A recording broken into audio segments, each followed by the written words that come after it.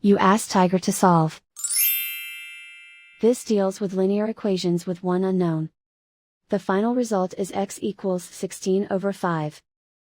Let's solve it step by step. Simplify the expression. Group like terms. Convert the integer into a fraction. Combine the fractions. Combine the numerators.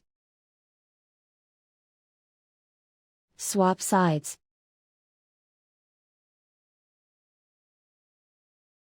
Group all constants on the right side of the equation.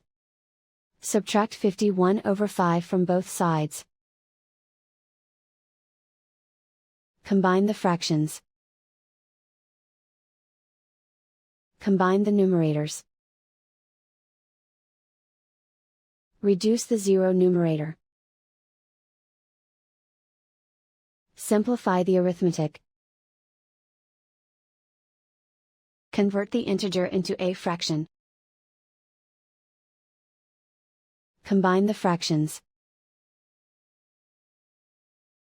Combine the numerators. Isolate the x. Multiply both sides by inverse fraction 2/3. Group like terms. Multiply the coefficients. Simplify the fraction. Multiply the fractions. Simplify the arithmetic.